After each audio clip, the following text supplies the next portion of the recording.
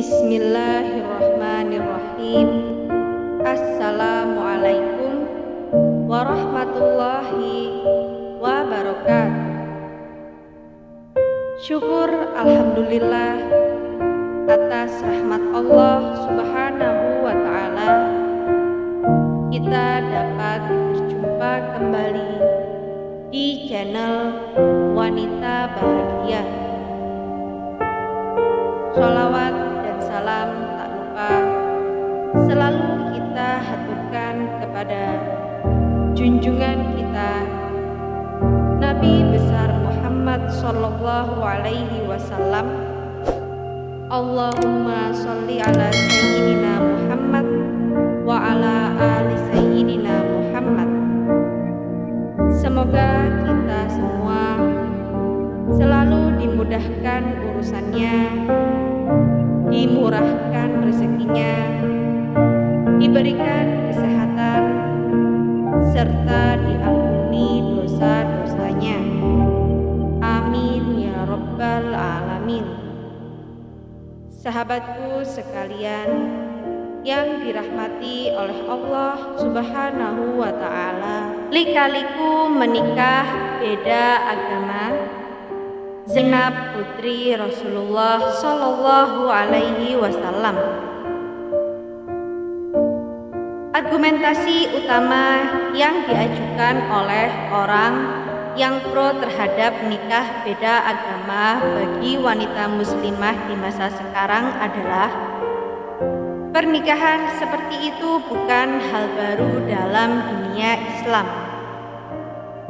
Semisal putri Rasulullah Sallallahu Alaihi Wasallam, yaitu Sayyidah Zainab radhiyallahu an,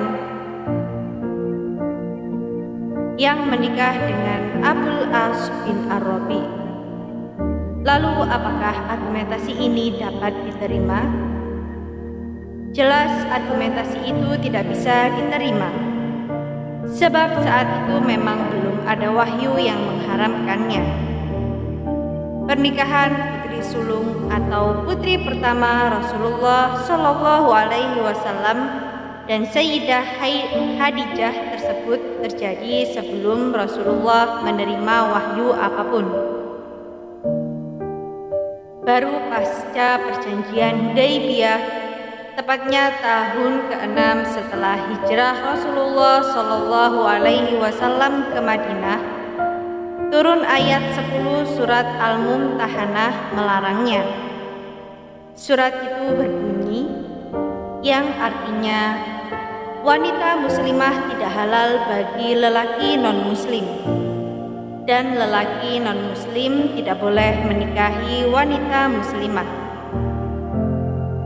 Pada masa jahiliyah, Abul As bin Ar-Rabi terkenal sebagai pribadi yang kaya, amanah, dan pintar berdagang. Karenanya Sayyidah Khadijah membujuk suaminya Rasulullah Shallallahu Alaihi Wasallam agar menikahkan keponakannya itu dengan putri pertama mereka, Zainab. Rasulullah pun setuju. Pernikahan itu terjadi sebelum Rasulullah menerima wahyu. Setelah Rasulullah Shallallahu Alaihi Wasallam menerima wahyu, kemudian Zainab segera masuk Islam, sementara suaminya Abul As bin Ar-Rabi enggan mengikutinya.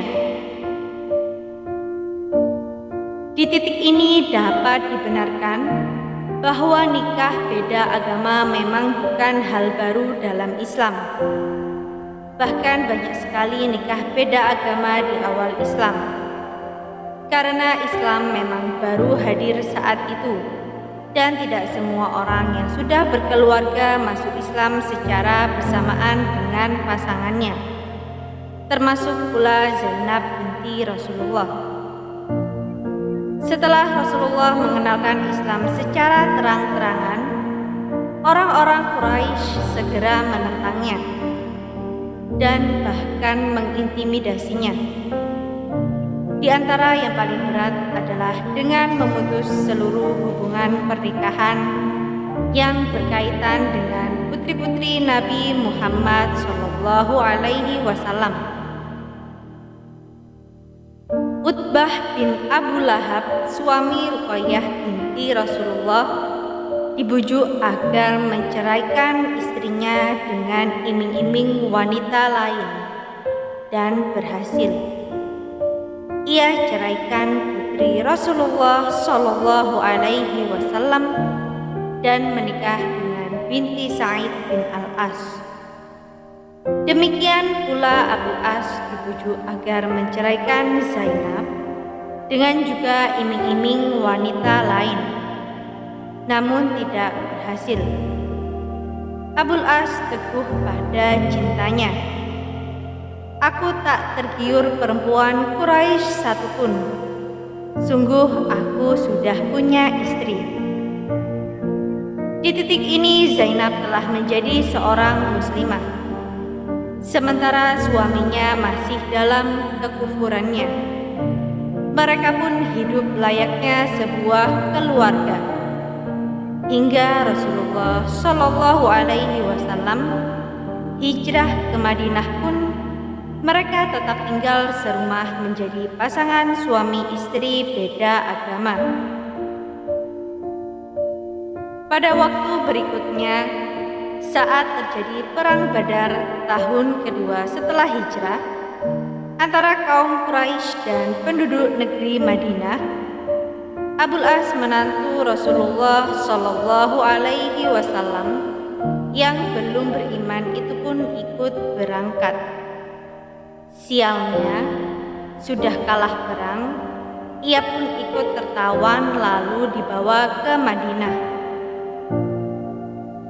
Pasca Perang Badar, kaum Quraisy menebus para tawanan dari pihak mereka ke Madinah. Zainab pun ikut menebus suaminya yang ditawan di sana. Cerdiknya, di antara tebusan yang dibayarkan untuk membebaskan suaminya adalah hadiah pernikahan dari Sayyidah Khadijah radhiyallahu an ibunya kepada dirinya saat dinikahkan dengan Abu As dahulu. Melihat kalung itu, tersentuhlah hati Rasulullah teringat istrinya. Lalu menyarankan kepada para sahabatnya agar melepaskan Abu As tanpa tebusan dan mengembalikan kalung itu kepada Zainab putrinya yang tinggal jauh di Makkah. Namun dengan syarat Abu As membebaskan Zainab untuk hijrah ke Madinah. Setelah bebas, Abu As segera pulang ke Mekah dan mempersilahkan istrinya untuk hijrah ke Madinah, menyusul ayahnya Rasulullah Shallallahu Alaihi Wasallam. Setelah melakukan persiapan yang cukup dengan menghadapi sedikit kendala, Zainab akhirnya sukses hijrah ke Madinah untuk hidup bersama ayahnya. Lika-liku kisah cinta dua insan beda agama tak berhenti sampai di sini. Setelah ditinggal Zainab hijrah ke Madinah, Abu As melakukan aktivitas seperti biasanya sampai menjelang terjadinya peristiwa Fathu Makkah tahun ke-8 setelah hijrah. Ia berdagang ke mancanegara, yaitu ke negeri Syam, menjalankan bisnis orang-orang Quraisy yang dipercayakan kepadanya. Kesuksesan dagang pun diperoleh. Namun sial, saat perjalanan pulang, ia terkena patroli tentara Madinah hingga harta dagangannya dirampas. Untungnya ia masih bisa lari menyelamatkan diri. Setelah malam tiba, Abu As menyusup ke Madinah mencari Zainab mantan istrinya untuk meminta perlindungan, sekaligus melobinya untuk membantu mengambil kembali hartanya yang dirampas tentara Madinah. Usahanya pun berhasil, dan ia segera pulang membawa harta dagangannya ke Makkah. Sampai di Makkah, Abu As segera membagikan keuntungannya kepada semua mitra bisnisnya, orang-orang Quraisy yang berhak menerima bagian. Tak terduga, setelah semua amanah bisnis ditunaikan, tiba-tiba Abul As mendeklarasikan syahadat masuk Islam di depan kaum Quraisy secara gagah dan terang-terangan. Sungguh aku bersaksi bahwa tidak ada Tuhan selain Allah, dan Muhammad adalah hamba dan utusannya. Demi Allah, tidak ada yang menghalangiku untuk masuk Islam di sisi Muhammad, kecuali karena aku khawatir kalian akan menyangka bahwa maksudku masuk Islam hanyalah karena ingin memakan seluruh harta kalian. Setelah Allah takdirkan seluruh harta itu sampai pada kalian, dan aku terlepas dari tanggung jawab menjaganya, maka aku masuk Islam sekarang. Keislaman Abul As ini terjadi pada tahun ke-8 setelah hijrah. Setelah semua urusan bisnis selesai, Abul As kembali lagi ke Madinah, hijrah menghadap Rasulullah Shallallahu Alaihi Wasallam. Sesampai di sana, kemudian Rasulullah menikahkannya kembali dengan Zainab pujaan hatinya dengan mahar dan akad yang baru. Sebagaimana diriwayatkan dari Amr bin Shu'aib, dari ayahnya, dari kakeknya, sungguh Rasulullah Shallallahu Alaihi Wasallam mengembalikan putrinya sendiri, yaitu Zainab radhiyallahu an, kepada mantan suaminya Al-As bin Ar-Rabi dengan mahar dan akad nikah yang baru. Hadis riwayat Tirmidzi. Semoga apa yang kami sampaikan kali ini bermanfaat untuk kita semua dan menjadi ladang pahala.